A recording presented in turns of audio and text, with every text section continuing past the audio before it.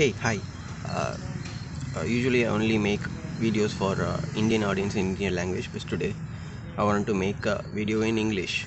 So today I want to talk about future of education, how it looks, uh, what are the challenges might be, and possibly solutions. Okay.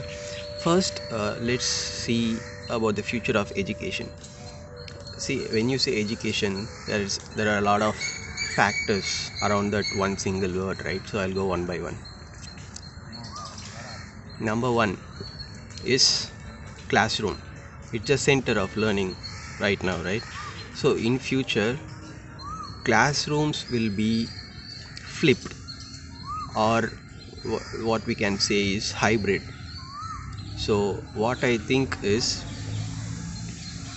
theoretical knowledge or theoretical education will be facilitated by technology, or e-learning, or edutech as we call it now, educational technologies, e-learning companies.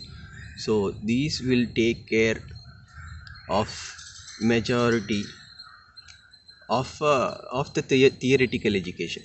Okay.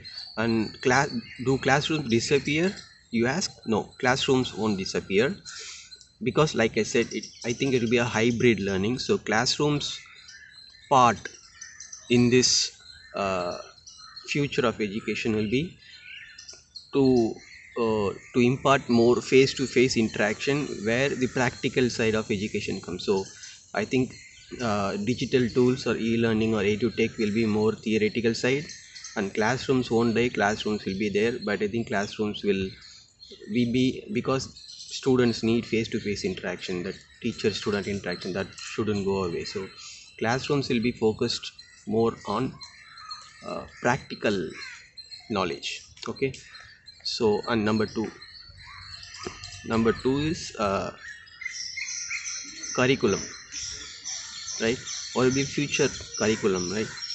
In schools or colleges, whatever. So right now, everyone, like during pandemic, you can see the importance of scientific education, right?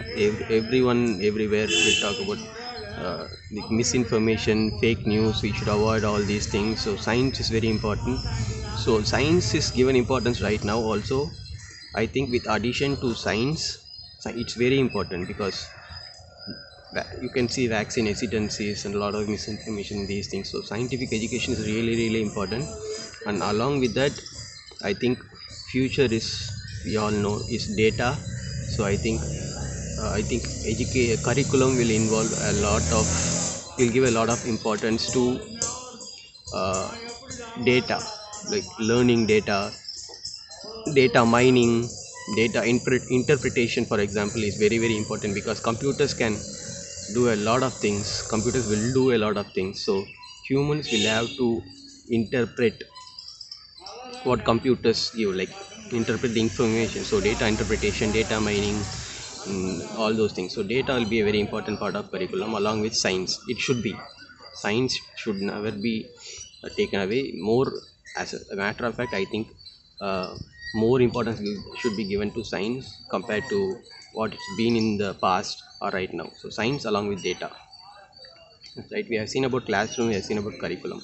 What about learning from the students? So right now learning is uh, classroom based mostly, like it said. But in future, I think it will be personalized or individualized. So it won't be group learning as it is now. Okay. And there won't be a all size fits all size, like a group will be given a same curriculum and same pace of learning, right? So I think that will change, where I see more individualized learning or personalized learning. See, what is individualized learning or personalized learning is, one, you can learn anytime anywhere, because of the e-learning, e-tech or edutech program. So learning anytime anywhere concept will be there in the future, where you can go through any particular module of educational like curriculum at your own pace. Okay, the students can first of all choose what they want to learn. So that's where the personalized learning comes in, like how we do in higher studies right now. I think students will be able to do that right from their primary school. So personalized learning where students can choose what they learn, how they learn, and where they learn, so anytime anywhere. And as I said, it's a mix of uh, theoretical, which is edutech, where edutech comes in, and practical. So classroom shouldn't be taken away. More emphasis should be given for uh, field projects, uh, internships, complete internships right from school. Because right now the economy is moving more towards gig economy or freelance economy. So there won't be, my guess is there won't be any fixed job role or like permanent company where you can work. So I think gig economy or freelance economy will take off really well. So I think students should be prepared for that. So presentation skills, collaborative skills, because you have to collaborate with a lot of people around the world. You'll be sitting here, but you'll be working with a lot of people around the world through online platforms. So collaborative skills, time management skills, these are really really important, and these will be taught in the classroom. Field projects is really important because uh, theoretical knowledge is even more important right now, but I think in future it will be 50-50, or more importance will be given to field projects. And collaborative learning, as I said, uh,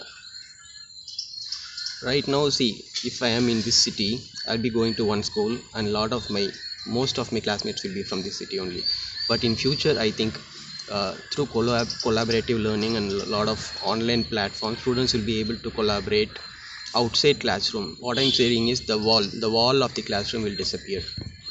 So right now, if I'm sitting in India, then I'll be able to create groups, right? That's why I said personalized learning, right? So there'll be a lot of interest groups regarding particular interests. Let's say learning Japanese, or uh, like food industry or agriculture based. There'll be a lot of online groups in various online platforms, and students will be able to collaborate with other students across the world, anywhere. So I think collaborative learning will be given more importance, and field experiences or field projects will be even more importance. And then exams, right now exams is more Q&A based, and everyone will be graded on the same level. But I think in future this will change. I think uh, we have to realize that all students are not same. They don't have the same learning capabilities, as in speed or like memorizing capability. So I think uh, we should test them individually. So I think exams will also be individualized, whereas theoretical knowledge will be tested as and when the students learn using the e-learning platforms. During the learning itself, they will be tested. So theoretical knowledge will be tested in that way, because see, each student learns at his own pace, right? So at his own pace, at his own time, the e-learning platform can do all that. Like for example, above average students will be given more tasks to complete once they reach a certain level, whereas below average students will be given more time to learn what they wanted to learn. And there will be more positive reinforcement to help them in their to make things easier for them, which is difficult. So I think exams will be like that, but more marks will be given for collaborative projects, internships, uh, these kind of things.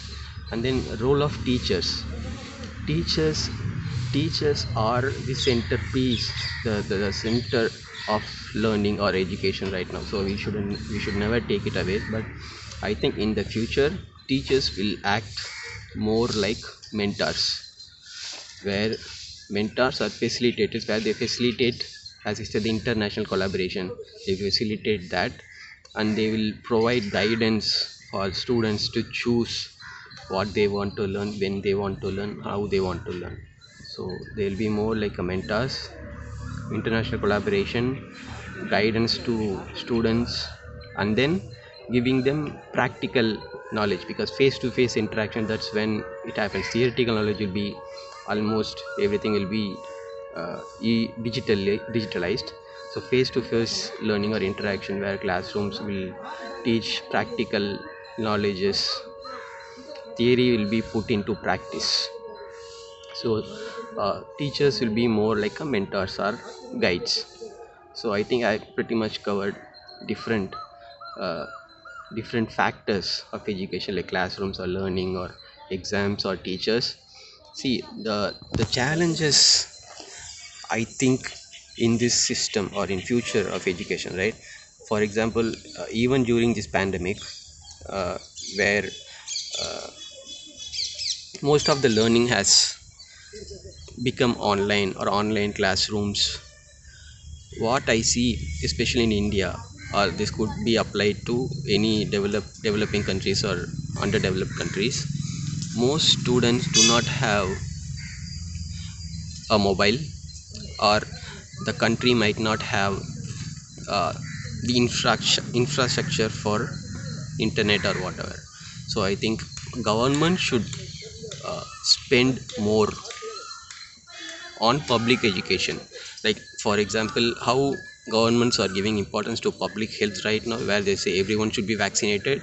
So I think people or public, we should force our governments to invest more in public education. Private education, whoever can afford, but I think the right to, this is where right to education comes in.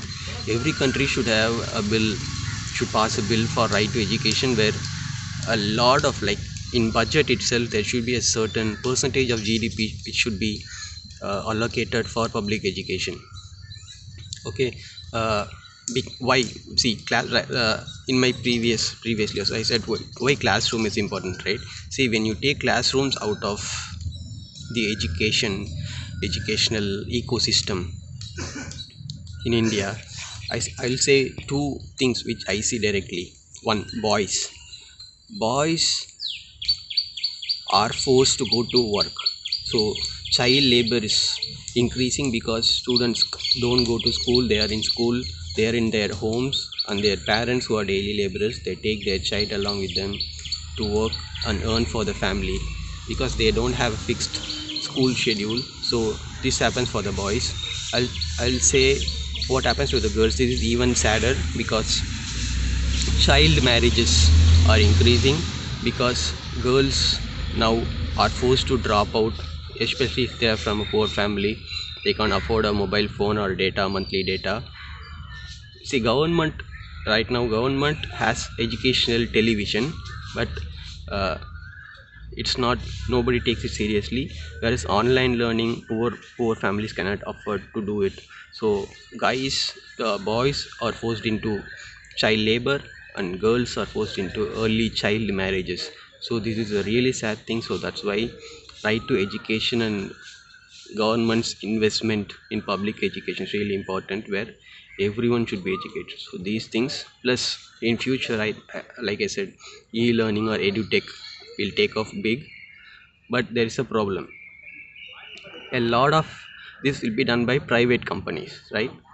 So what I want from these private companies is make these educational or e-learning platforms free, make it open source so that everyone can access. So these are the challenges, ideas for the challenges we are facing right now. So I think I have covered everything, how the future of education will look like, what are the challenges we face, and my small ideas about how to overcome these challenges. So this is my idea, overall idea of future of education. Done.